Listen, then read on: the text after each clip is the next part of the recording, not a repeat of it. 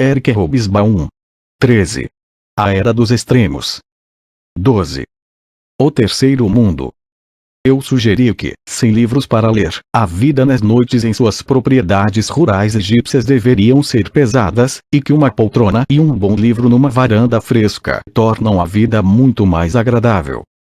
Meu amigo me disse logo: você não imagina que um dono de terras no distrito possa sentar-se na varanda após o jantar, com uma luz forte acima da cabeça, sem receber um tiro. Imagina! Eu mesmo podia ter pensado nisso. Rousseau Pacha, 1949.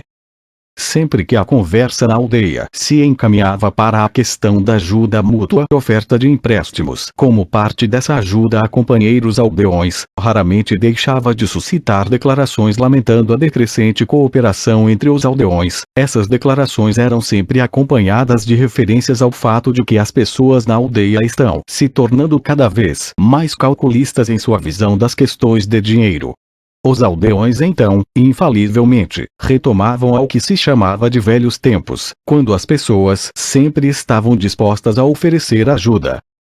M.B. Abdul-Rahim, 1973. 1. Descolonização e revolução transformaram de modo impressionante um mapa político do globo. O número de estados internacionalmente reconhecidos como independentes na Ásia quintuplicou.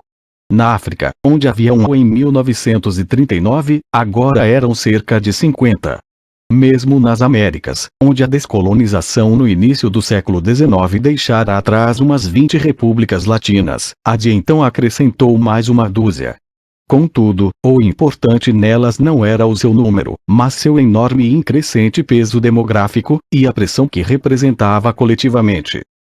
Essa foi a consequência de uma espantosa explosão demográfica no mundo dependente após a Segunda Guerra Mundial, que mudou, e continua mudando, o equilíbrio da população mundial.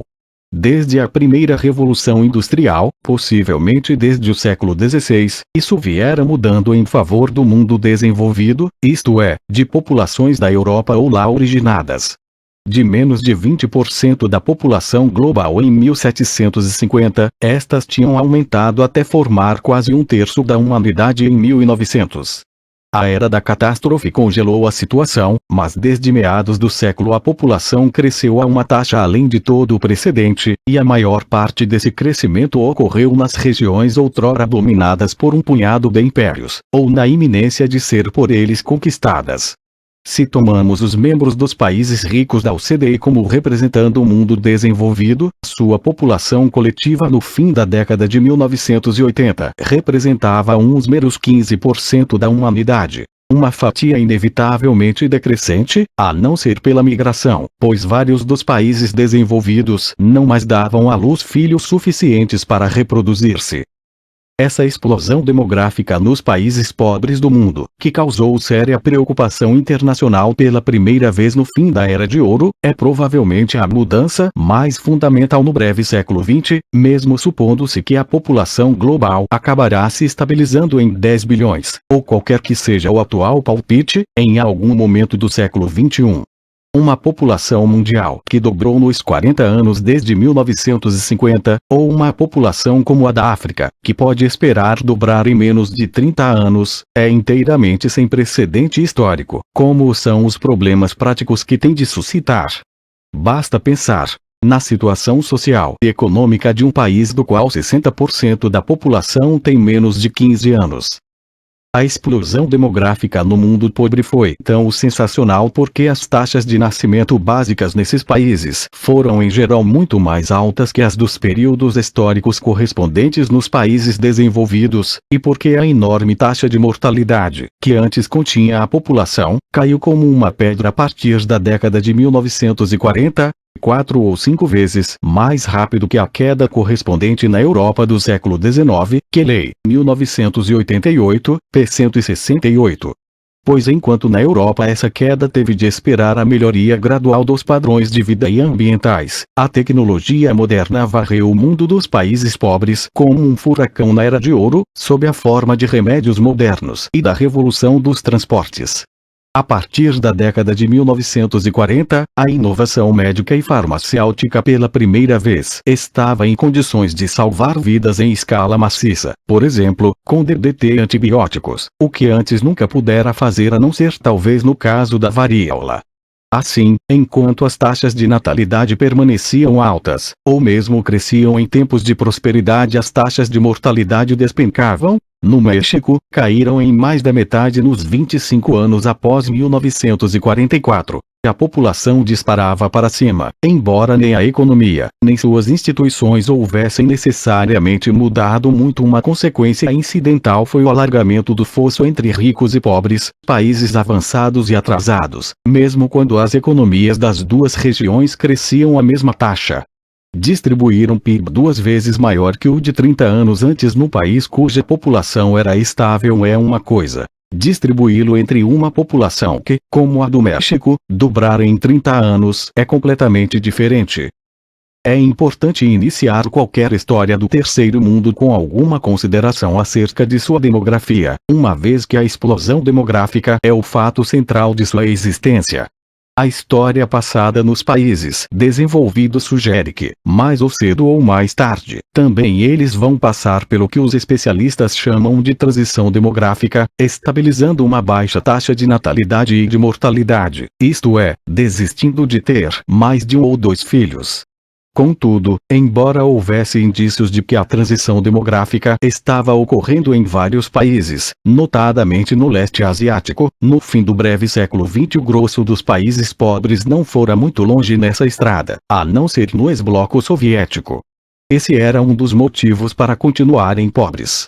Vários países de população gigantesca estavam tão apertados com os 10 milhões de bocas a mais que pediam para ser alimentadas todo ano que, de vez em quando, seus governos se empenhavam numa implacável coerção para impor aos cidadãos o controle de natalidade, ou algum tipo de limitação da família, notadamente a campanha de esterilização na Índia na década de 1970 e a política de um filho só na China. Não é provável que o problema da população em qualquer país seja resolvido por esses meios. 2. Contudo, quando surgiram no mundo pós-guerra e pós-colonial, essas não foram as primeiras preocupações dos estados do mundo pobre. Que forma deveriam eles tomar? Previsivelmente, adotaram, ou foram exortados a adotar, sistemas políticos derivados dos antigos senhores imperiais, ou daqueles que os haviam conquistado. Uma minoria deles, saindo de revoluções sociais ou, o que equivalia à mesma coisa, extensas guerras de libertação, inclinavam-se a adotar o modelo Revolução Soviética. Em teoria, portanto, o mundo tinha cada vez mais pretensas repúblicas democráticas populares sob um partido único orientador. Em teoria, portanto, todo o mundo daí em diante era democrático, embora só os regimes comunistas ou social-democratas insistissem em ter popular e ou democrático em seu título oficial. Na prática, tais rótulos indicavam no máximo onde esses estados queriam situar-se internacionalmente. Eram em geral tão irrealistas quanto há muito tendiam a ser as constituições oficiais das repúblicas latino-americanas, e pelas mesmas razões. Na maioria dos casos, faltavam-lhes as condições materiais e políticas para corresponder a eles.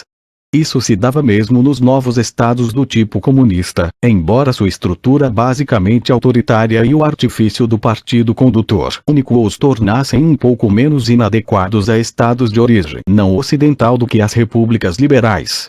Assim, um dos poucos princípios políticos inabaláveis e inabalados dos estados comunistas era a supremacia do partido civil sobre os militares. Contudo, na década de 1980, entre os estados de inspiração revolucionária, Argélia, Benin, Birmânia, República do Congo, Etiópia, Madagascar e Somália, mais a um tanto excêntrica Líbia, estavam sob o domínio de soldados que tinham chegado ao poder por intermédio de golpes, como a Síria e o Iraque, ambos sob governos do Partido Socialista Baath, embora em versões rivais. Na verdade, a predominância de regimes militares, ou a tendência de neles cair, unia estados do terceiro mundo de diversas filiações constitucionais e políticas. Se omitirmos o corpo principal dos regimes comunistas do Terceiro Mundo, Coreia do Norte, China, as repúblicas indochinesas e Cuba, e o regime há muito estabelecido oriundo da Revolução Mexicana, é difícil pensar em quaisquer repúblicas que não tenham conhecido pelo menos episódicos regimes militares depois de 1945. As poucas monarquias, com algumas exceções, Tailândia, parecem ter sido mais seguras. A Índia, claro, continua sendo, de longe, na época em que escrevo, o exemplo mais impressionante de Estado do Terceiro Mundo que manteve ininterrupta supremacia civil e ininterrupta sucessão de governos de eleição popular regular e relativamente honesta, embora justificar o seu rótulo de a grande democracia do mundo dependa de como definimos precisamente o governo do povo, para o povo, pelo povo, de Lincoln. Acostumamo-nos tanto a golpes e regimes militares no mundo, mesmo na Europa, que vale a pena lembrarmos-nos de que, na escala atual, eles são um fenômeno distintamente novo. Em 1914, nenhum único Estado internacionalmente soberano estava sob regime militar, a não ser na América Latina, onde os coups d'État faziam parte da tradição, e mesmo ali, naquela época, a única grande república que não se achava sob governo civil era o México, no meio de uma revolução e guerra civil. Havia muitos estados militaristas, em que os militares tinham mais que seu quinhão de peso político, e vários outros onde o grosso do corpo de oficiais não tinha simpatia por seus governos, sendo a França um exemplo óbvio. Apesar disso, o instinto e o hábito dos soldados nos estados adequadamente conduzidos e estáveis eram obedecer e manter-se fora da política. Ou, mais precisamente, participar da política apenas à maneira de outro grupo de personagens sem voz, as mulheres da classe dominante, ou seja, por trás das cenas e por meio de intrigas. A política de golpes militares foi, portanto, produto da nova era de governo incerto ou ilegítimo. A primeira discussão séria do assunto, Coup d'État, de Curzio Malaparte, um jornalista italiano com lembranças de Maquiavel, foi publicada em 1931, na metade dos anos de catástrofe. Na segunda metade do século, quando o equilíbrio de superpotências pareceu estabilizar fronteiras e, em menor medida, regimes, foi cada vez mais comum os homens de armas irem se envolvendo na política, quando mais não fosse porque o globo agora continha até 200 estados, a maioria dos quais novos e, portanto, sem qualquer legitimidade tradicional e em sua maior parte onerados por sistemas políticos mais propensos a produzir colapso político do que governo efetivo. Em tais situações, as Forças Armadas eram muitas vezes os únicos corpos capazes de ação política, ou qualquer outra ação, em base estatal ampla. Além disso, como a Guerra Fria entre as superpotências se dava em grande parte através das Forças Armadas dos Estados clientes ou aliados, elas eram subsidiadas e armadas pela superpotência apropriada, como na Somália. Havia mais espaço na política para os homens dos tanques do que jamais antes. Nos países centrais do comunismo, os militares eram mantidos sob controle pela presunção de supremacia civil através do partido, embora em seus últimos anos lunáticos Mao Tse-tung chegasse perto de abandoná-la em alguns momentos. Nos países centrais da Aliança Ocidental, o espaço para a política os militares permaneceu restrito pela ausência de instabilidade política ou por mecanismos efetivos para mantê-la sob controle. Assim, após a morte do general Franco na Espanha, a transição para a democracia liberal foi negociada com eficiência sob a égide do novo rei, e um putsch de oficiais franquistas e redimidos em 1981 foi rapidamente detido, na hora, pela recusa do rei a aceitá-lo. Na Itália, onde os Estados Unidos mantinham um potencial de golpe em vista da pós-governo civil continuou existindo, embora a década de 1970 produzisse várias e ainda inexplicadas ameaças de ação nos obscuros desvãos do submundo de militares, do serviço secreto e do terrorismo. Somente onde o trauma da descolonização, isto é, derrota por insurretos coloniais, se mostrou intolerável, foram os oficiais ocidentais tentados a dar golpes militares, como na França durante a luta perdida para manter a Indochina e a Argélia na década de 1950, e em Portugal, com orientação política esquerdista, quando o Império Africano desmoronava na década de 1970. Nos dois casos, as forças armadas logo foram recolocadas sob controle civil. O único regime militar de fato apoiado pelos Estados Unidos na Europa foi aquele instalado em 1967, provavelmente por iniciativa local, por um grupo particularmente idiota de coronéis ultradireitistas gregos, num país onde a guerra civil entre os comunistas e seus adversários, 1944-49, deixara amargas memórias de ambos os lados. O regime, que se distinguiu por um gosto pela tortura sistemática dos adversários, desabou 7 anos depois sob o peso de sua própria estupidez política. As condições para a intervenção militar no Terceiro Mundo eram muito mais convidativas, sobretudo nos novos, fracos e muitas vezes minúsculos estados onde umas poucas centenas de homens armados, reforçados ou às vezes até substituídos por estrangeiros, podiam ter peso decisivo, e onde era provável que governos inexperientes ou incompetentes produzissem recorrentes estados de caos, corrupção e confusão. O típico governante militar da maioria dos países africanos não era um aspirante a ditador, mas alguém que tentava genuinamente limpar aquela bagunça, na esperança, muitas vezes vã, de que um governo civil logo assumisse. Geralmente falhava nos dois esforços, motivo pelo qual poucos chefes políticos militares duravam muito. De qualquer modo, a mais ligeira insinuação de que o governo local poderia cair nas mãos dos comunistas praticamente garantia apoio americano. Em suma, a política dos militares, como os serviços secretos de informação, tendia a encher o vácuo deixado pela ausência da política ou dos serviços comuns de informação.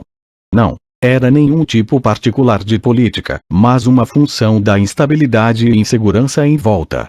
Contudo, foi se tornando cada vez mais difundida no Terceiro Mundo, porque praticamente todos os países da parte anteriormente colonial ou dependente do globo se achavam agora comprometidos, de uma maneira ou de outra, com políticas que exigiam deles exatamente os estados estáveis, funcionais e eficientes que tão poucos tinham.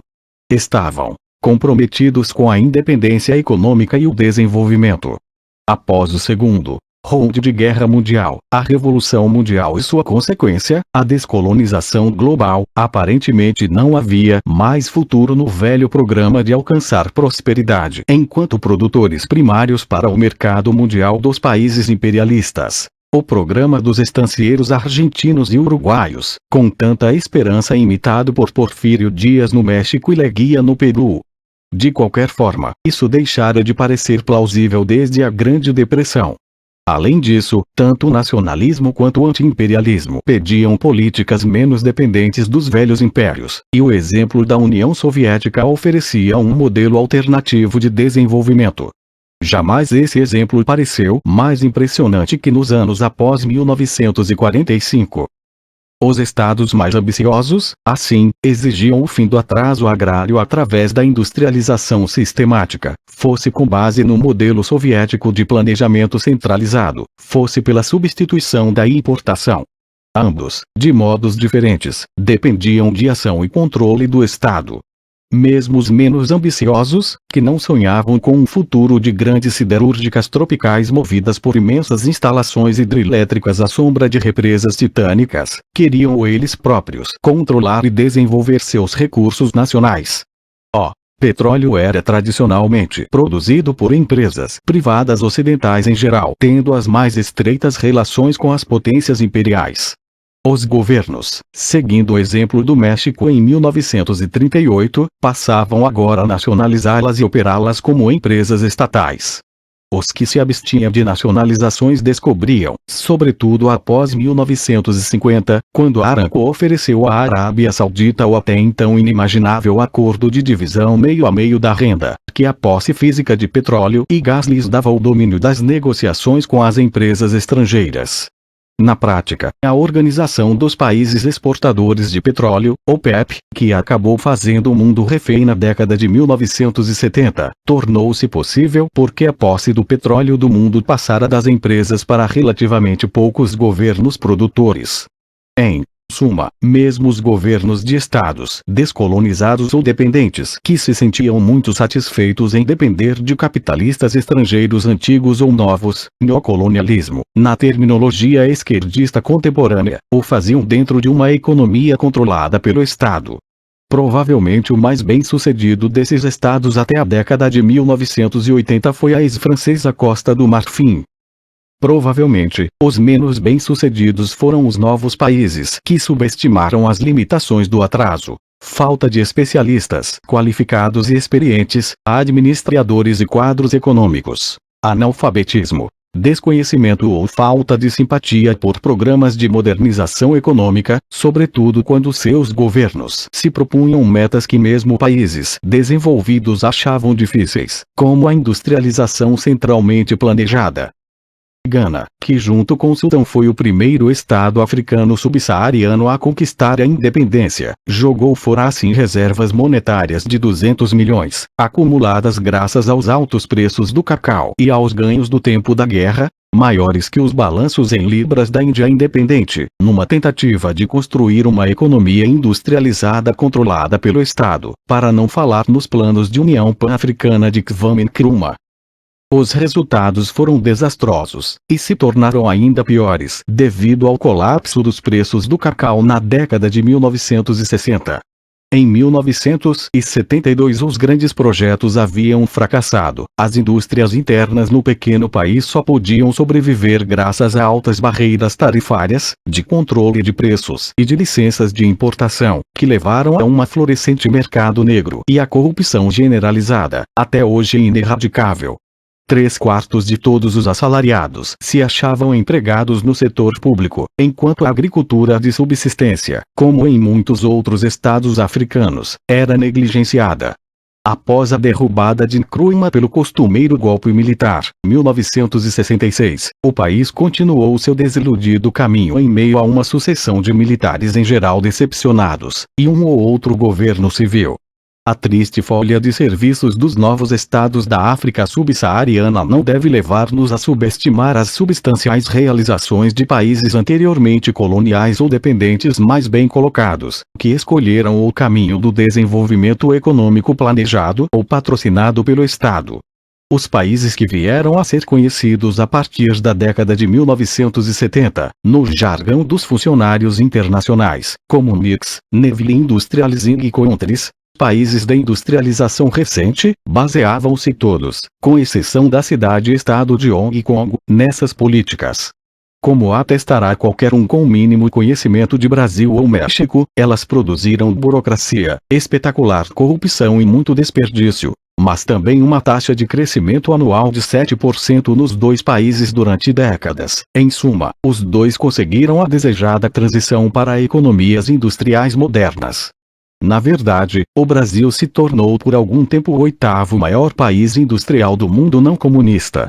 Os dois países tinham uma população suficientemente vasta para proporcionar um substancial mercado interno, pelo menos por um tempo bastante longo. Os gastos e atividades públicos mantinham uma alta demanda interna. A certa altura, o setor público brasileiro era responsável por cerca de metade do produto interno bruto e representava 19 das 20 maiores empresas, enquanto no México esse setor empregava 1/5 da força de trabalho total e pagava 2/5 da folha de salários nacional, a RIS, 1987, pp. 84, 5. O planejamento estatal no Oriente Médio tendia a depender menos da empresa privada direta e mais de grupos empresariais favorecidos dominados pelo controle do governo sobre o crédito e o investimento, mas a dependência do desenvolvimento econômico em relação ao Estado era a mesma. Planejamento e iniciativa de Estado eram a voga em toda parte do mundo nas décadas de 1950 e 1960, e nos NICS até a década de 1990. Se essa forma de desenvolvimento econômico produziu resultados satisfatórios ou decepcionantes, isso dependeu de condições locais e erros humanos. 3. O desenvolvimento, controlado ou não pelo Estado, não era de interesse imediato para a grande maioria dos habitantes do terceiro mundo que viviam cultivando sua própria comida. pois mesmo em países ou colônias cujas rendas públicas dependiam dos ganhos como uma ou duas grandes safras de exportação, café, banana ou cacau, estas se achavam em geral concentradas numas poucas áreas restritas. Na África subsaariana e para a maior parte do sul e sudeste da Ásia, assim como na China, o grosso do povo continuava a viver da agricultura. Só no hemisfério ocidental e nas terras áridas do Islã ocidental o campo já se despejava nas grandes cidades, transformando sociedades rurais em urbanas em 2 dramáticas décadas. Ver capítulo 10. Em regiões férteis e não demasiado densamente povoadas, como grande parte da África Negra, a maior parte das pessoas teria ficado muito bem se deixada em paz. A maioria dos habitantes não precisava de seus estados, em geral demasiado fracos para fazer grandes estragos, e que, se começassem a criar muito caso, podiam ser contornados por uma retirada para a autossuficiência da aldeia. Poucos continentes iniciaram a era de independência com maiores vantagens, que logo seriam jogadas fora. A maior parte dos camponeses islâmicos e asiáticos estava muito mais pobre, ou pelo menos mais mal alimentada, às vezes, como na Índia, desesperadamente e historicamente pobre, e a pressão de homens e mulheres sobre terras limitadas já era mais grave. Apesar disso, pareceu a muitos deles que a melhor solução para seus problemas seria não se envolver com os que lhes diziam que o desenvolvimento econômico traria inaudita riqueza e prosperidade, mas mantê-los à distância. A longa experiência mostrará a eles e a seus ancestrais que nenhum bem vinha de fora. O cálculo silencioso de gerações lhes havia ensinado que minimizar os riscos era uma política melhor do que maximizar os lucros. Isso não os manteve inteiramente fora do âmbito de uma revolução econômica global, que chegava mesmo às pessoas mais isoladas, sob a forma de sandálias de plástico, latas de gasolina, caminhões velhos e, claro, repartições do governo cheias de papelada, mas que tendiam a dividir a humanidade, em tais áreas, entre os que operavam dentro e através do mundo da escrita e das repartições e o resto. Na maior parte do terceiro mundo, a distinção era entre litoral e interior, ou cidade e sertão. O problema era que, como modernidade e governo andavam juntos, o interior era governado pelo litoral, o sertão pela cidade, o analfabeto pelo educado. No início, era o verbo. A Casa da Assembleia do que iria brevemente tornar-se o Estado Independente de Gana incluía entre seus 104 membros 68 que tinha tido algum tipo de educação pós-primária. Dos 106 membros da Assembleia Legislativa de Telangana, sul da Índia, 97 possuíam educação secundária ou superior, incluindo 50 diplomados. Nas duas regiões, a grande maioria dos habitantes na época era analfabeta. Odgkin, 1961, p. 29, Gray, 70, p. 135, e o que é mais. Qualquer um que quisesse atuar no governo nacional dos estados do terceiro mundo precisava ser alfabetizado não apenas na língua comum da região, que não era necessariamente a da sua comunidade, mas em uma das poucas línguas internacionais, inglês, francês, espanhol, árabe, mandarim, chinês, ou pelo menos na língua franco-regional que os novos governos tendiam a desdobrar em línguas nacionais escritas, Swahili, Bahasa, Pidgin. A única exceção estava nas partes da América Latina onde as línguas escritas oficiais, espanhol e português, coincidiam com a língua falada da maioria dos candidatos a cargos públicos em Hyderabad, Índia. Na eleição geral de 1967, só 3, de 34, não falavam inglês. Bernstorff, 1970, p. 146.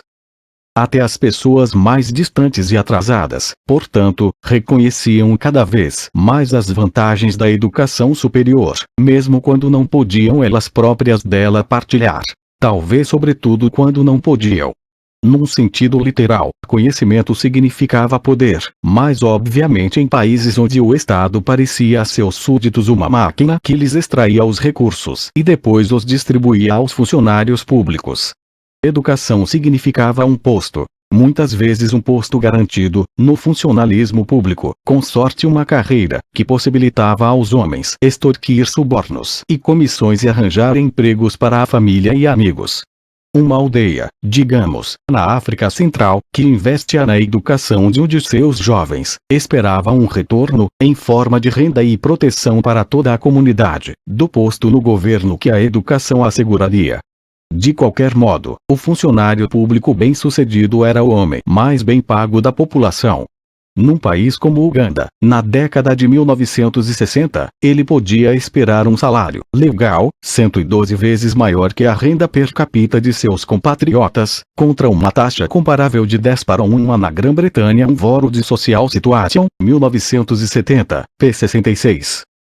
Onde parecia que os pobres de uma região rural podiam partilhar das vantagens da educação, ou proporcioná-las aos filhos, como na América Latina, a região do terceiro mundo mais próxima da modernidade e mais distante do colonialismo, o desejo de aprender era praticamente universal.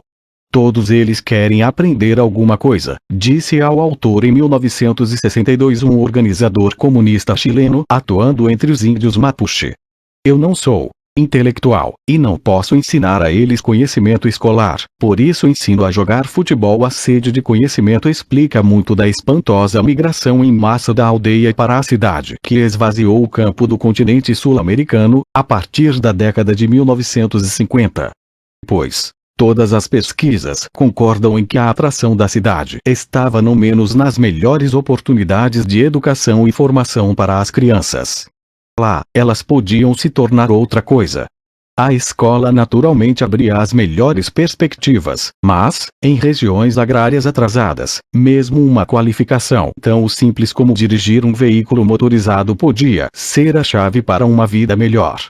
Foi a primeira coisa que um emigrante de uma aldeia quechua nos Andes ensinou aos primos e sobrinhos de casa que foram juntar-se a ele na cidade, esperando abrir seu próprio caminho para o mundo moderno, pois não se revelará o emprego dele como motorista de ambulância à base do sucesso de sua família. Juca, 1992. Presumivelmente, só na década de 1960 ou depois a população rural latino-americana, exceto de um ou outro ponto isolado, começou a ver sistematicamente a modernidade mais como uma promessa que como uma ameaça. E, no entanto, havia um aspecto da política de desenvolvimento econômico que se poderia esperar que os atraísse, pois afetava diretamente 3/5 ou mais dos seres humanos que viviam da agricultura: a reforma agrária.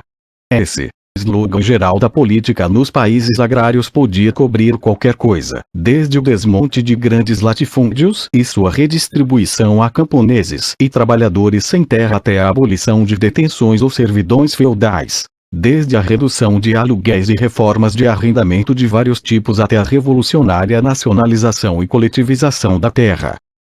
Provavelmente nunca houve tanta reforma agrária quanto na década após o fim da Segunda Guerra Mundial, pois era praticada ao longo de todo o espectro político.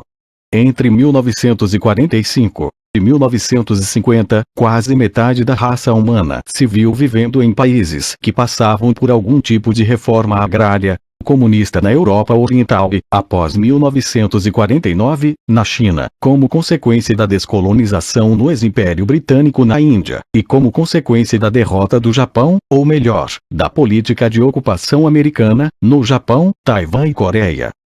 A Revolução Egípcia de 1952 ampliou seu alcance ao mundo islâmico ocidental. Iraque, Síria e Argélia seguiram o exemplo do Cairo. A Revolução Popular na Bolívia de 1952 introduziu-a na América do Sul, embora o México desde a Revolução de 1910, ou, mais precisamente, desde sua revivescência na década de 1930, há muito defendesse o agrarismo. Mesmo assim, apesar de uma crescente inundação de declarações políticas e pesquisas estatísticas sobre o assunto, a América Latina teve demasiado poucas revoluções, descolonizações ou guerras perdidas para ter muita reforma agrária de fato, até que a Revolução Cubana de Fidel Castro, que a introduziu na ilha, pôs a questão na pauta política. Para os modernizadores, a defesa da reforma agrária era política, conquistar apoio camponês para regimes revolucionários ou para os que queriam adiantar-se à revolução, ou algo parecido, ideológica, devolver a terra a quem nela trabalha, e, às vezes, econômica, embora a maioria dos revolucionários ou reformadores não esperasse demais de uma simples distribuição de terra a um campesinato tradicional, aos sem terra ou aos pobres de terra. Na verdade, a produção agrícola caiu drasticamente na Bolívia e no Iraque logo após as respectivas reformas agrárias desses países em 1952 e 1958, embora com justiça se deva acrescentar que, onde a capacidade e produtividade do camponês já eram altas, a reforma agrária podia liberar rapidamente muita produtividade potencial até então mantida de reserva por aldeões céticos, como no Egito, Japão e, mais impressionante, Taiwan, Land Reform, 1968 pp. 571, 5. A defesa da manutenção da existência de um grande campesinato era econômica, pois na história do mundo moderno o enorme aumento da produção agrícola foi acompanhado de um declínio igualmente espetacular no número e proporção de agricultores, de forma mais impressionante. Isso aconteceu desde a Segunda Guerra Mundial. A reforma agrária podia demonstrar, e demonstrou de fato, que a agricultura camponesa, sobretudo quando praticada por agricultores de porte, de mentalidade moderna, podia ser tão eficiente quanto a propriedade agrícola tradicional, a fazenda imperialista, e mais flexível que ele. Na verdade, que tentativas modernas mal avisadas de fazer reforma agrária em base quase industrial, como as gigantescas fazendas estatais do tipo soviético e o plano britânico de produzir sementes para a moagem em Tanganyika, atual Tanzânia, após 1945. Safras como café, açúcar e borracha, outrora tidas como essencialmente produzidas em fazenda, não mais o são, embora em alguns casos a fazenda ainda mantenha uma nítida vantagem sobre produtores não qualificados operando em pequena escala. Ainda assim, os grandes progressos da agricultura no Terceiro Mundo desde a guerra, a Revolução Verde das novas safras selecionadas, foram conseguidos por fazendeiros de mentalidade comercial, como no Punjab. Contudo, a mais forte defesa econômica da reforma agrária não está na produtividade, mas na igualdade. No todo, o desenvolvimento econômico tendeu primeiro a aumentar e depois a diminuir a desigualdade da distribuição da renda nacional a longo prazo, embora o declínio econômico e a crença teológica no livre mercado tenham ultimamente começado a reverter tais resultados aqui e ali. A igualdade, no fim da Era de Ouro, era maior nos países desenvolvidos do que no Terceiro Mundo. Contudo, enquanto a desigualdade de renda atingia seu ponto mais alto na América Latina, seguida pela África, era em geral baixa em vários países asiáticos, onde uma reforma agrária bastante radical fora imposta sob os auspícios das forças de ocupação americanas, ou por seu intermédio, Japão, Coreia do Sul e Taiwan. Nenhuma, no entanto, foi tão igualitária quanto nos países socialistas da Europa Oriental, ou, na época, na Austrália. Katvani, 1980. Observadores dos trunfos industrializantes desses países têm naturalmente especulado até onde eles foram acompanhados pelas vantagens sociais ou econômicas dessa situação, do mesmo modo como observadores do muito mais apropriado avanço da economia brasileira, sempre na iminência, mas jamais alcançando seu destino, como os Estados Unidos do Hemisfério Sul, têm se perguntado até onde ele tem sido refreado pela espetacular desigualdade de sua distribuição de renda, o que inevitavelmente restringe o mercado interno para a indústria. Na verdade, a impressionante desigualdade social na América Latina dificilmente pode deixar de ter relação com a também impressionante ausência de reforma agrária sistemática em muitos desses países. A reforma agrária foi sem dúvida bem recebida pelo campesinato do Terceiro Mundo, pelo menos até transformar-se em fazenda coletiva ou cooperativa de produção, como foi em geral nos países comunistas. Contudo, o que os modernizadores viram nela não foi o que significava para os camponeses, desinteressados por problemas macroeconômicos e vendo a política nacional de uma perspectiva diferente da dos reformadores da cidade, e cuja exigência de reforma agrária não se baseava no princípio geral, mas em reivindicações específicas. Assim, a reforma agrária radical instituída pelo governo dos generais reformistas no Peru em 1969, quis destruir de um golpe o sistema de grandes propriedades, haciendas, do país, fracassou por esse motivo. Para as comunidades montanhesas, que viviam em instável coexistência com as vastas fazendas de gado andinas para as quais proporcionavam mão de obra, a reforma significou simplesmente o justo retorno às comunidades originárias das terras e pastagens comuns, outrora delas alienadas pelos latifundiários, cujos limites eram lembrados com precisão no correr dos séculos e cuja perda eles jamais haviam aceitado. Hobsbawm, 1974. Não estavam interessados na manutenção da velha empresa como unidade produtiva, agora propriedade das comunidades e de sua antiga força de trabalho, nem em experiências cooperativas ou em outras novidades agrárias, além da tradicional ajuda mútua dentro da comunidade tão pouco igualitária.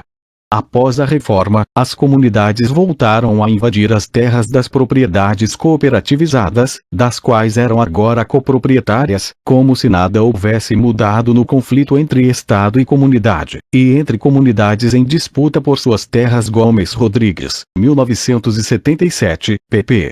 242, 55. No que lhes dizia respeito, nada mudara.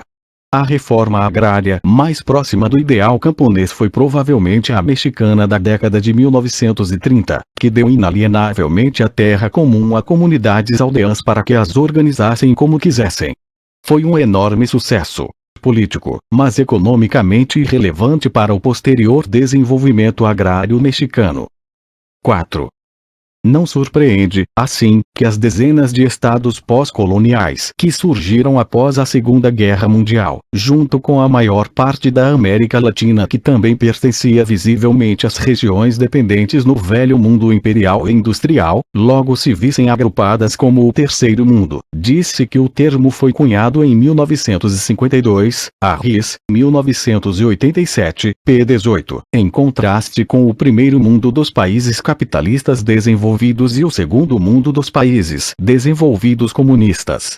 Apesar do evidente absurdo de tratar Egito e Gabão, Índia e Papua Nova Guiné como sociedades do mesmo tipo, isso não era inteiramente implausível, na medida em que todos eram pobres, comparados com o mundo desenvolvido, todos eram dependentes, todos tinham governos que queriam desenvolver, e nenhum acreditava, no mundo pós-Grande Depressão e Segunda Guerra Mundial, que o mercado mundial capitalista, isto é, a doutrina de vantagem comparativa dos economistas, ou a empresa privada espontânea internamente alcançassem esse fim. Além disso, quando a grade de ferro da Guerra Fria se abateu sobre o globo, todos que tinham alguma liberdade de ação queriam evitar juntar-se a qualquer um dos dois sistemas de aliança, isto é, queriam manter-se fora da Terceira Guerra Mundial que todos temiam. Isso não quer dizer que os não alinhados fossem igualmente opostos aos dois lados na Guerra Fria. Os inspiradores e defensores do movimento, geralmente chamado com o nome de sua primeira conferência em 1955 em Bandung, Indonésia, eram ex-revolucionários coloniais radicais. Jawaharlal Nehru da Índia, Sukarno da Indonésia, Coronel Gamal Abdel Nasser do Egito e um dissidente comunista, o presidente Tito da Iugoslávia. Todos esses, como tantos dos ex-regimes coloniais, eram ou se diziam socialistas à sua maneira, ou seja, não soviética, incluindo o socialismo real budista do Camboja. Todos tinham alguma simpatia pela União Soviética, ou pelo menos estavam dispostos a aceitar sua ajuda econômica e militar. O que não surpreende, pois os Estados Unidos haviam de repente abandonado suas velhas tradições anticoloniais, depois que o mundo se dividiu, e visivelmente buscavam apoio entre os elementos mais conservadores do Terceiro Mundo, Iraque, antes da Revolução de 1958, Turquia, Paquistão e o Irã do Shah, que formaram a Organização do Tratado Central, CENTO, em inglês. Paquistão, Filipinas e Tailândia, a Organização do Tratado do Sudeste Asiático, SEATO, ambas destinadas a completar o sistema militar antissoviético, cujo pilar principal era a OTAN, nenhuma chegava a tanto. Quando o grupo não alinhado, essencialmente afroasiático, se tornou tricontinental após a Revolução Cubana de 1959, seus membros latino-americanos não surpreendentemente vinham das repúblicas do hemisfério ocidental que sentiam menos simpatia pelo grande irmão do norte. Apesar disso, ao contrário dos simpatizantes dos Estados Unidos no Terceiro Mundo, que podiam de fato entrar no sistema da Aliança Ocidental, os estados não comunistas de Bandung não tinham qualquer intenção de envolver-se num confronto global de superpotências, pois, como provaram as guerras da Coreia e do Vietnã, e a crise dos mísseis de Cuba, eles eram a perpétua linha de frente em tal conflito. Quanto mais a fronteira europeia entre os dois campos se estabilizasse, mais provável seria, quando os canhões disparassem, que isso se desse em alguma montanha asiática ou matagal africano. Contudo, embora o confronto de superpotências dominasse e em certa medida estabilizasse as relações interestados em todo o mundo, não as controlava de todo. Em duas regiões, tensões internas do Terceiro Mundo, essencialmente não ligadas à Guerra Fria, criavam condições permanentes de conflito que periodicamente irrompiam em guerra: o Oriente Médio e a parte norte do subcontinente indiano. As duas, não por acaso, eram herdeiras de esquemas de partilha imperiais. A última zona de conflito era mais facilmente isolável da Guerra Fria, apesar das tentativas paquistanesas de envolver os americanos que fracassaram até a Guerra Afegã da década de 1980, ver capítulos 8 e 16. Daí o Ocidente pouco saber e menos ainda lembrar das três guerras regionais. A Sino-Indiana de 1962, pela mal definida fronteira entre os dois países vencida pela China. A Indo-Paquistanesa de 1965, convenientemente vencida pela Índia. E o segundo conflito Indo-Paquistanês de 1971, resultado da separação do Paquistão Oriental, Bangladesh, que a Índia apoiou. Os Estados Unidos e a União Soviética tentaram atuar como mediadores neutros e benévolos.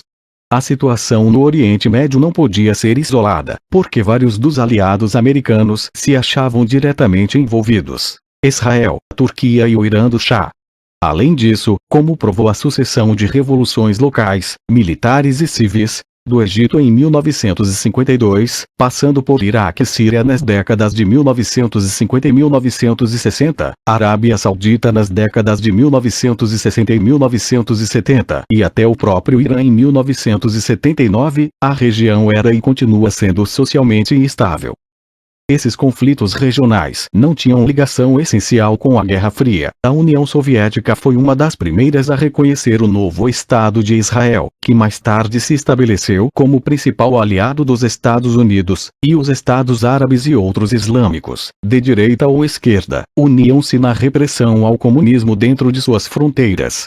A principal força de perturbação era Israel, onde os colonos judeus construíram um Estado judeu maior do que o que fora previsto sob a partilha britânica, expulsando 700 mil palestinos não-judeus, talvez um número maior que a população judia em 1948. Calvocurse, 1989, p. 215, lutando uma guerra por década para isso, 1948, 1956, 1967, 1973, 1982. No curso dessas guerras, que podem ser mais bem comparadas às do rei prussiano Frederico II no século XVIII para conquistar reconhecimento de sua posse da Silésia, que ele roubara da vizinha Áustria, Israel também se transformou na mais formidável potência militar da região e adquiriu armas nucleares, mas não conseguiu estabelecer uma base estável de relações com os estados vizinhos, para não mencionar relações com os permanentemente irados palestinos que vivem dentro de suas ampliadas fronteiras ou na diáspora no Oriente Médio. O colapso da União Soviética retirou o Oriente Médio da linha de frente da Guerra Fria, mas deixou-o tão explosivo quanto antes. Três centros menores de conflito ajudaram a mantê-lo assim: o Mediterrâneo Oriental, o Golfo Pérsico e a região de fronteira entre Turquia, Irã, Iraque e Síria, onde curdos tentaram em vão conquistar a independência que o presidente Wilson incautamente os exortara a exigir em 1918. Incapazes de encontrar apoio permanente por parte de algum estado poderoso, eles perturbaram as relações entre todos os seus vizinhos, que os massacraram utilizando todos os meios disponíveis, até mesmo, na década de 1980, gás tóxico, quando não encontraram diante de si a resistência dos proverbialmente hábeis curdos verdadeiros guerrilheiros da montanha. O Mediterrâneo Oriental permaneceu relativamente quieto, pois tanto a Grécia quanto a Turquia eram membros da OTAN, embora o conflito entre os dois levasse a uma invasão turca do Chipre que foi dividido em 1974. Por outro lado, a rivalidade entre as potências ocidentais, Irã e Iraque, por posições no Golfo Pérsico iria levar à bárbara guerra de 8 anos entre o Iraque e o Irã revolucionário, em 1980-88 e, após a Guerra Fria, entre os Estados Unidos e seus aliados e o Iraque em 1991. Uma parte do terceiro mundo permaneceu muito distante de conflitos internacionais locais e globais até depois da Revolução Cubana. A América Latina, a não ser por pequenos trechos no continente, as Guianas, Belize, então conhecida como Honduras Britânica, e as ilhas menores do Caribe, fora descolonizada muito tempo atrás. Cultural e linguisticamente, tinha populações ocidentais, na medida em que mesmo o grosso de seus pobres era de católicos romanos e, a não ser por algumas áreas nos Andes e na América Central continental, falavam ou entendiam uma linguagem cultural partilhada por europeus. Embora a região herdasse uma elaborada hierarquia racial, também herdara da conquista esmagadoramente masculina uma tradição de maciça miscigenação. Havia poucos brancos genuínos, a não ser no cone sul da América do Sul, Argentina, Uruguai e Brasil, povoado por imigração europeia em massa, de escassa população nativa. O México elegeu um reconhecivelmente índio zapoteca, Benito Juárez, como presidente já em 1861. Na época em que escrevo, a Argentina tem como presidente um imigrante muçulmano libanês, e o Peru, um imigrante japonês. Os dois casos ainda eram impensáveis para os Estados Unidos. Até hoje, a América Latina ainda permanece fora do círculo vicioso de política e nacionalismo étnicos que devasta os outros continentes. Além disso, embora a maior parte do continente reconhecesse estar no que agora se chamava dependência neocolonial de um único poder imperial dominante, os Estados Unidos foram suficientemente realistas para não mandar caminhoneiras e fuzileiros aos estados maiores. Não hesitaram em usá-los contra os menores, e os governos latino-americanos do Rio Grande ao Cabo Horn sabiam perfeitamente bem que o mais sensato era ficar do lado certo de Washington. A Organização dos Estados Americanos, OEA, fundada em 1948, com sede em Washington, não era um corpo inclinado a discordar dos Estados Unidos. Quando Cuba fez sua revolução, a OEA a expulsou. 5. E no entanto, no momento mesmo em que o terceiro mundo e as ideologias nele baseadas se achavam no auge, o conceito começou a desmoronar. Na década de 1970, tornou-se evidente que nenhum nome ou rótulo individual podia cobrir adequadamente um conjunto de países cada vez mais divergentes. O termo ainda era adequado para distinguir os países pobres do mundo dos ricos e na medida em que o fosso entre as duas zonas, agora muitas vezes chamadas de Norte e Sul, se alargava visivelmente, havia muito sentido na distinção. Fosso em PNB per capita entre o mundo desenvolvido e o atrasado, isto é, entre os países da OCDE e as economias baixas e médias, continuou a alargar-se. O primeiro grupo tinha em média 14,5 vezes o PNB per capita do segundo em 1970, porém mais de 24 vezes o PNB per capita em 1990 dos países pobres, Voro de Tables, 1991, tabela 1. Contudo, terceiro mundo não é mais, demonstravelmente, uma entidade individual. O que o dividiu foi basicamente o desenvolvimento econômico.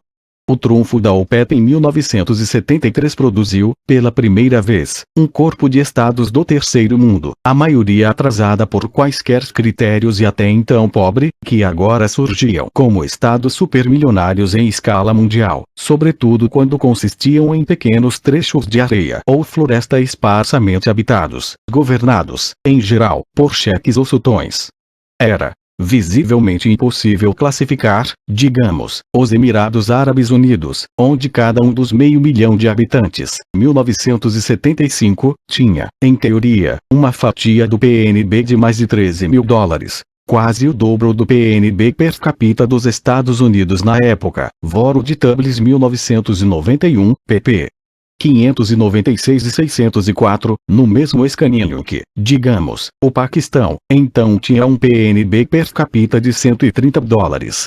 Os estados do petróleo com grande população não iam tão bem, mas apesar disso tornou-se evidente que os estados dependentes da exportação de um único produto primário, por menos vantagens que tivessem em outros aspectos, podiam tornar-se extremamente ricos, embora esse dinheiro, também fácil, quase invariavelmente, tentasse-os a jogá-lo pela janela.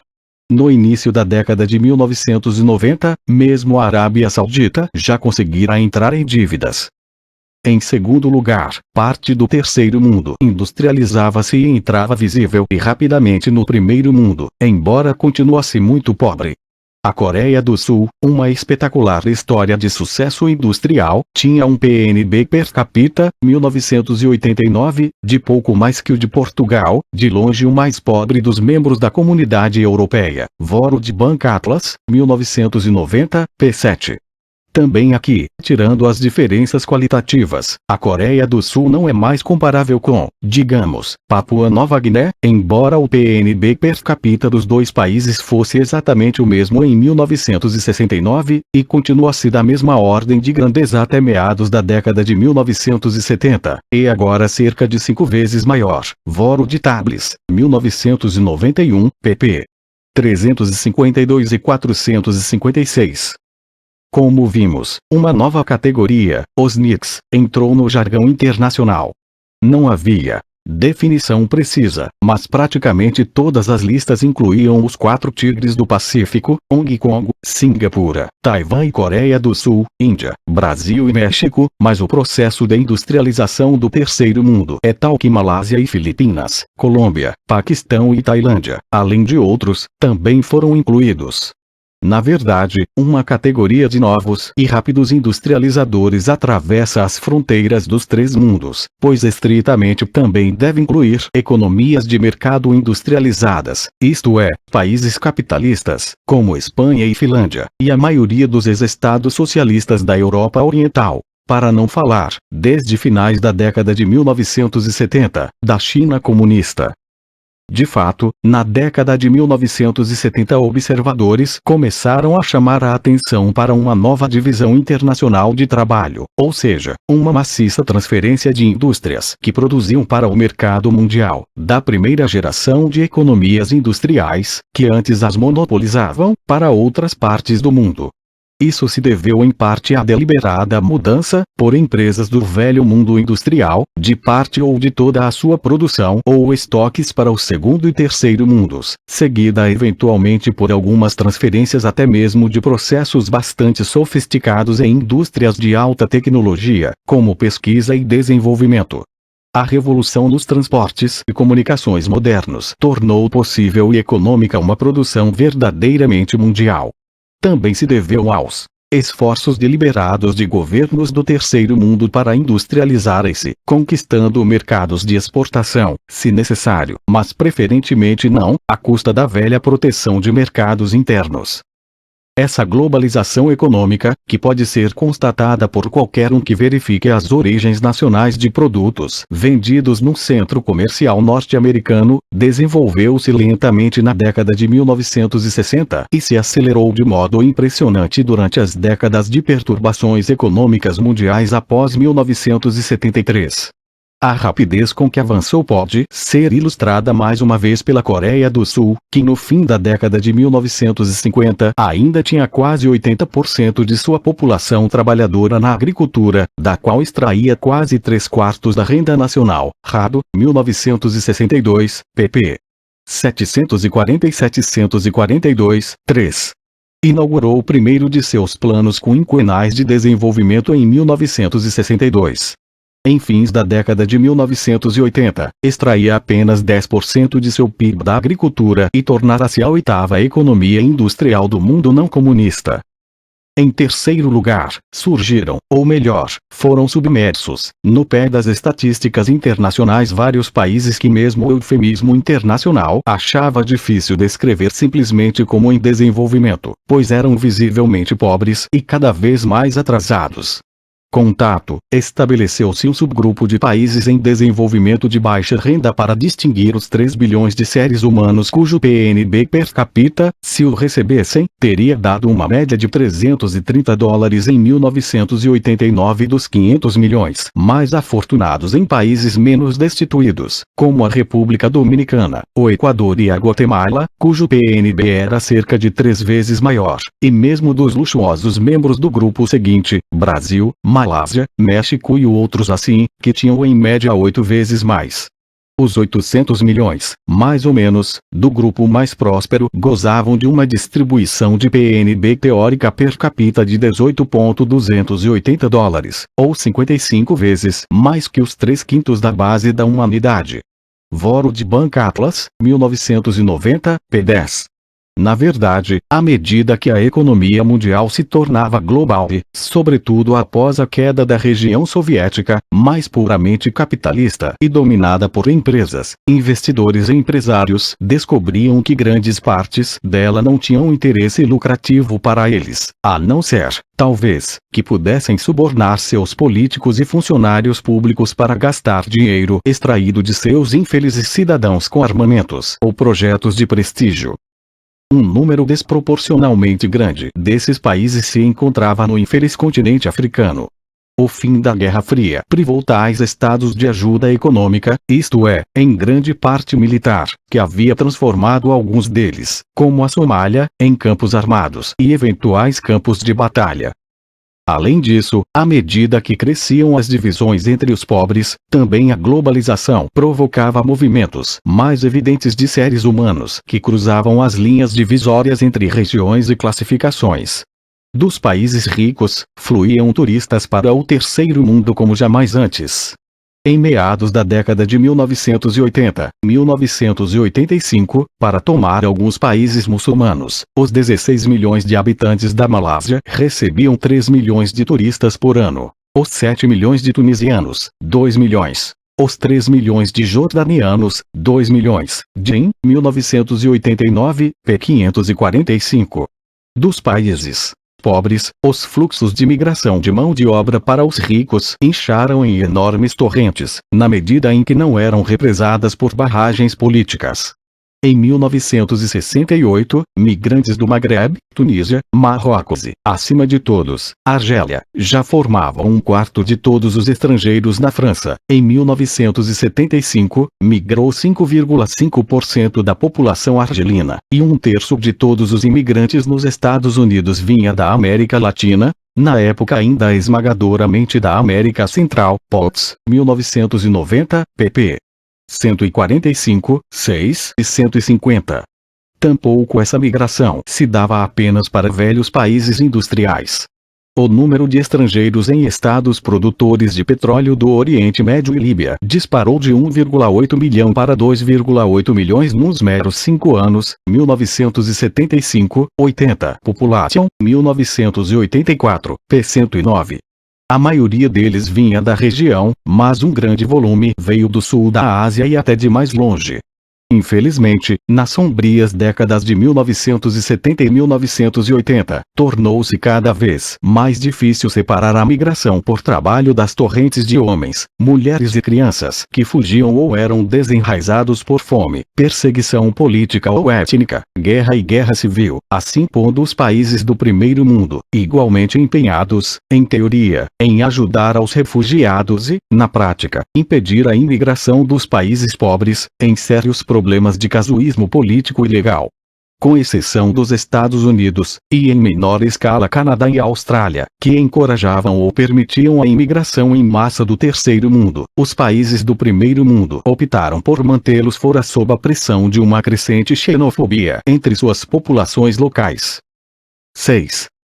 O espantoso grande salto avante da economia mundial, capitalista, e sua crescente globalização não apenas dividiram e perturbaram o conceito de terceiro mundo, como também levaram quase todos os seus habitantes conscientemente para o mundo moderno.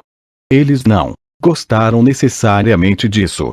Na verdade, muitos movimentos fundamentalistas e outros em teoria tradicionalistas que agora ganhavam terreno em vários países do terceiro mundo, sobretudo, mas não de modo exclusivo, na região islâmica, eram especificamente revoltas contra a modernidade, embora isso com certeza não se aplique a todos os movimentos aos quais se prega esse rótulo impreciso. Mas eles próprios se sabiam parte de um mundo que não era como o de seus pais.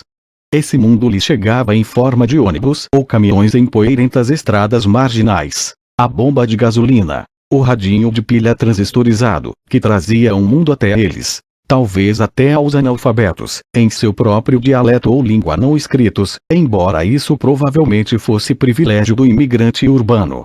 Mas no mundo onde as pessoas do campo migravam para as cidades aos milhões, e mesmo em países rurais da África com populações urbanas de um terço ou mais tornando-se comuns, Nigéria, Zaire, Tanzânia, Senegal, Gana, Costa do Marfim, Chad, República Centro-Africana, Gabão, Benin, Zâmbia, Congo, Somália, Libéria, quase todos trabalhavam na cidade ou tinham um parente que lá morava.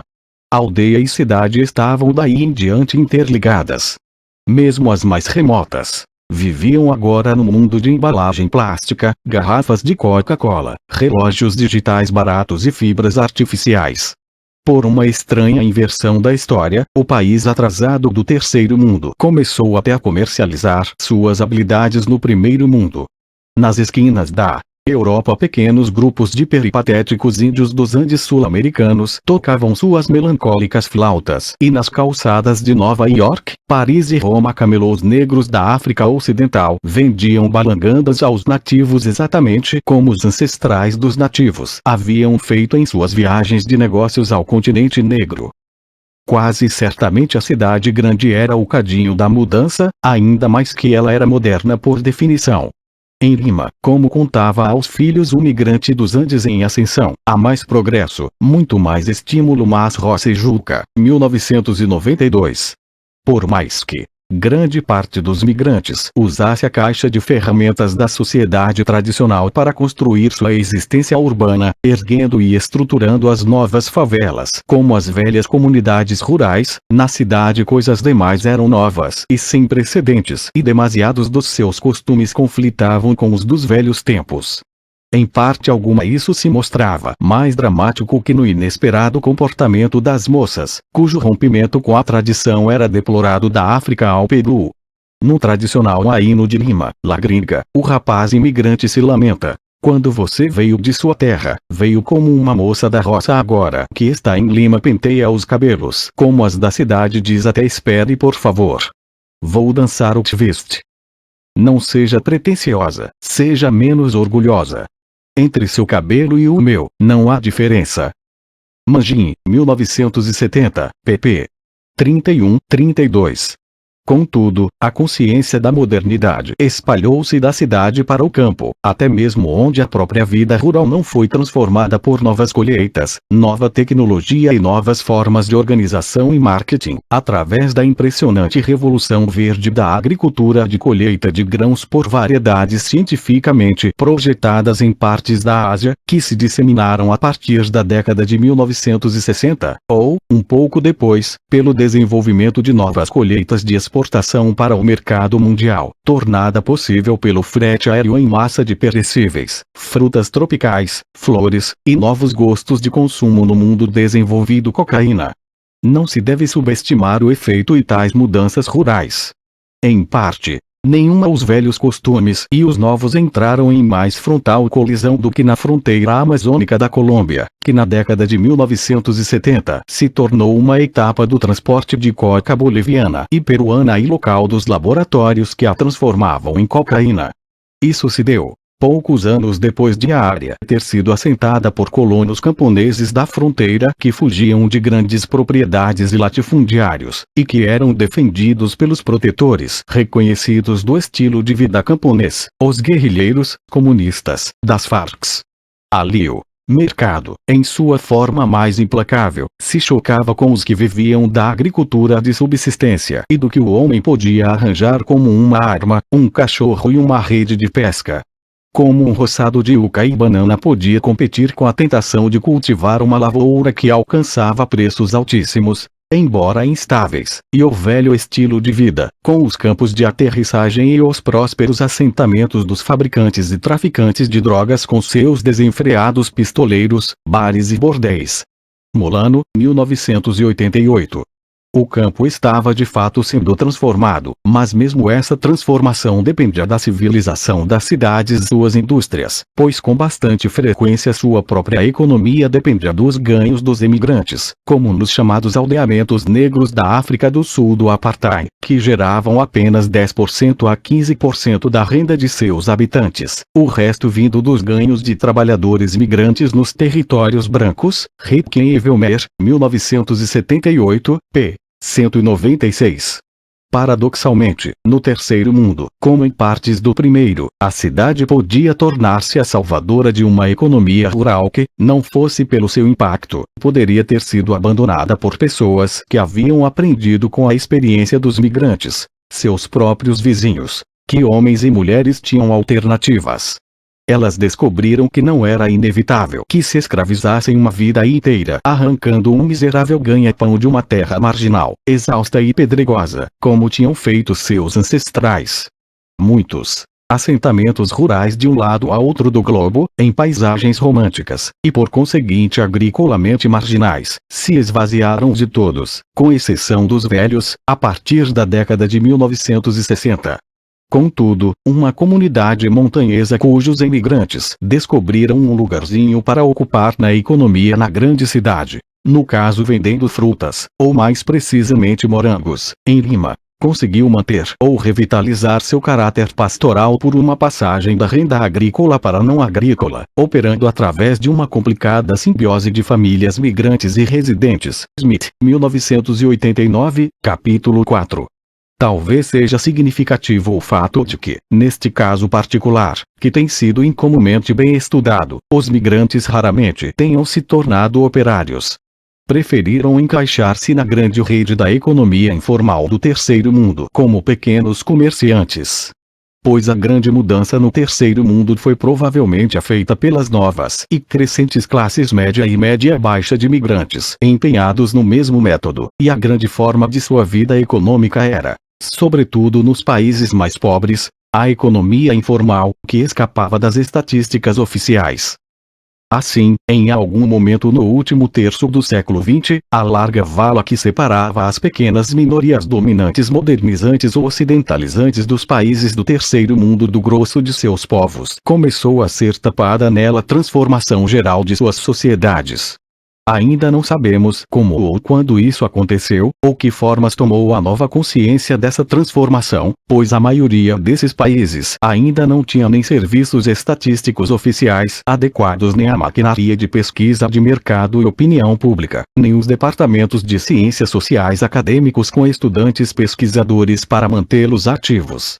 De qualquer forma, é difícil descobrir o que ocorre nas bases das sociedades mesmo nos países mais bem documentados, até depois que ocorre, motivo pelo qual os estágios iniciais de novas modas sociais e culturais entre os jovens são imprevisíveis, imprevistos e muitas vezes não reconhecidos nem mesmo por aqueles que vivem ganhando dinheiro com eles, como a indústria da cultura popular, quanto mais pela geração dos pais. Contudo, alguma coisa estava claramente agitando as cidades do terceiro mundo abaixo do nível da consciência da elite, mesmo num país na aparência completamente estagnado como o Congo belga, hoje Zaire, pois de que outro modo podemos explicar que o tipo de música popular ali desenvolvido na década de 1950 se tenha tornado mais influente na África nas décadas de 1960 e 1970. Manuel, 1988, pp. 86 e 97, 101. Aliás, como podemos explicar o surgimento de uma consciência política que faz os belgas mandarem o Congo para a independência em 1960, praticamente de uma hora para outra, embora até então essa colônia, quase tão igualmente hostil à educação interna quanto à atividade política local, parecesse à maioria dos observadores tão provável de permanecer fechada para o resto do mundo quanto o Japão antes da restauração Meiji Calvocurse, 1989, p. 377.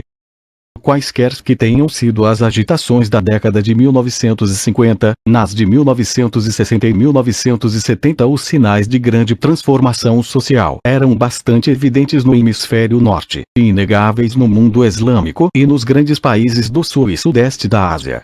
Paradoxalmente, eram na certa menos visíveis nas partes do mundo socialista que correspondiam ao terceiro mundo, por exemplo, a Ásia Central e o Cáucaso soviéticos.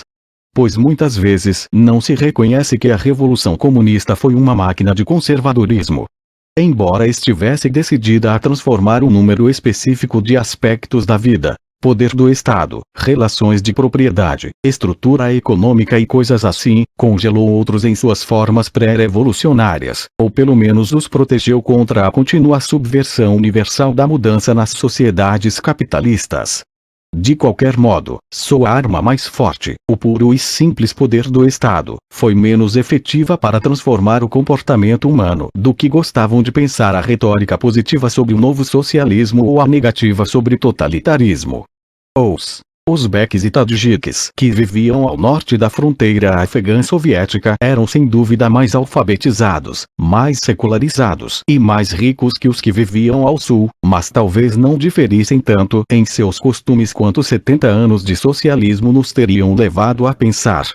As brigas de sangue provavelmente não eram uma grande preocupação das autoridades do Cáucaso desde a década de 1930, embora durante a coletivização a morte de um homem num acidente com a debulhadeira de um cocós levasse a uma briga que entrou nos anais da jurisprudência soviética, mas no início da década de 1990 observadores advertiam para o perigo de autoextermínio nacional na Chechênia, pois a maioria das famílias chechênias foi arrastada a um relacionamento tipo Vendetta, Trofimov de Jangava, 1993. As consequências culturais dessa transformação social ainda esperam o historiador. Não podem ser examinadas aqui, embora esteja claro que, mesmo nas sociedades muito tradicionais, a rede de obrigação mútua e costume sofresse crescente tensão. A família, ampliada em Gana e em toda a África, observou-se, Arden, 1990, p. 67 funciona sob imensa tensão.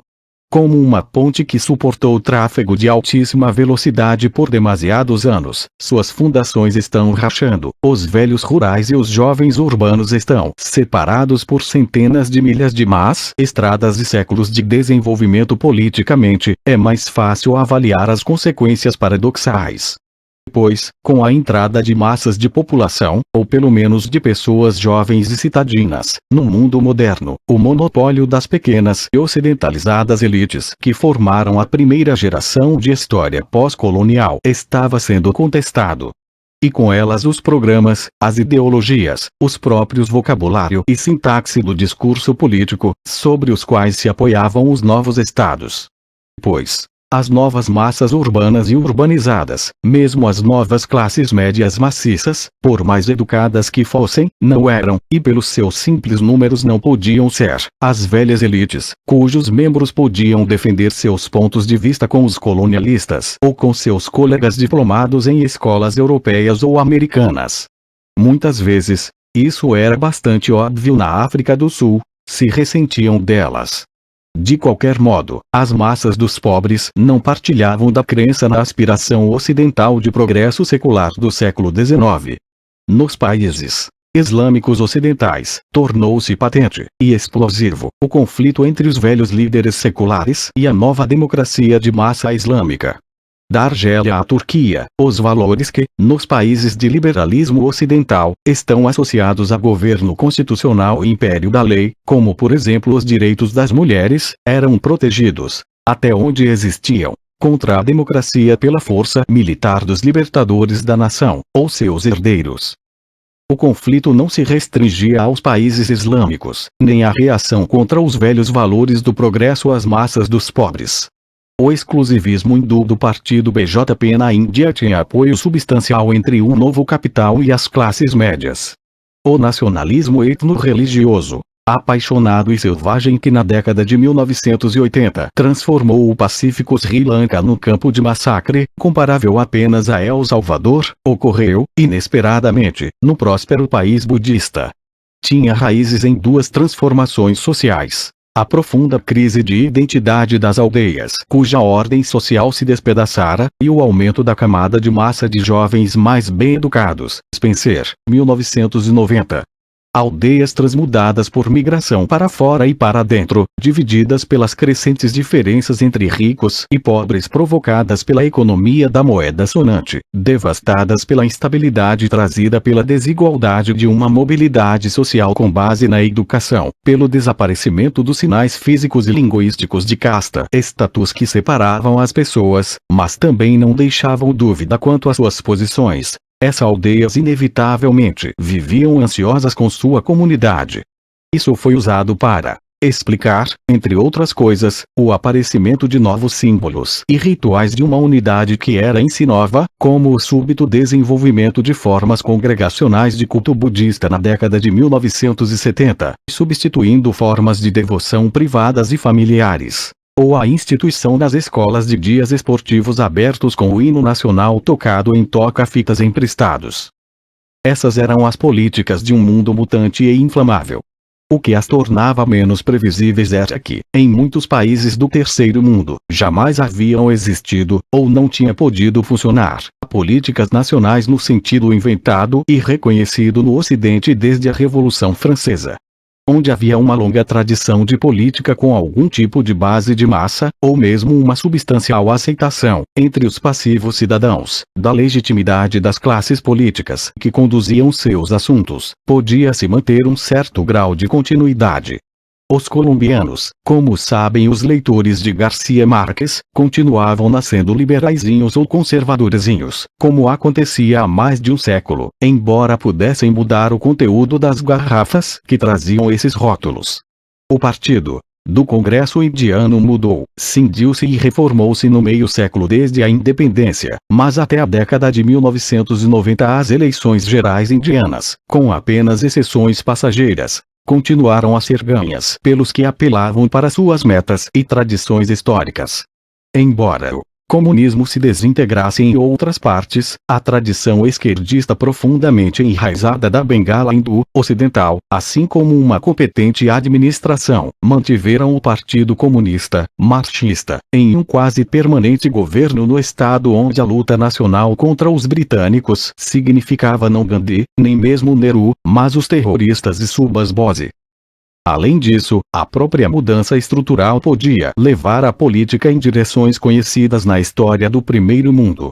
Era provável que os países em recente industrialização criassem classes operárias industriais que exigissem direitos trabalhistas e sindicatos, como mostrarão os registros do Brasil e da Coreia do Sul, e na verdade fizeram os da Europa Oriental. Não precisavam criar partidos trabalhistas populares reminiscentes dos movimentos social-democratas de massa da Europa pré-1914, embora não seja insignificante que o Brasil tenha gerado exatamente um desses bem-sucedidos partidos nacionais na década de 1980, o Partido dos Trabalhadores, PT. Mas a tradição do movimento trabalhista em sua base interna, a indústria automobilística de São Paulo, era uma combinação de leis trabalhistas populistas e militância comunista nas fábricas, e a dos intelectuais que acorriam a apoiá-lo era solidamente esquerdista, como era a ideologia do clero católico, cujo apoio ajudou a pô-lo de pé. Também aqui, o rápido crescimento industrial tendeu a gerar grandes e educadas classes profissionais que, embora longe de subversivas, teriam acolhido a liberalização cívica de regimes industrializantes autoritários.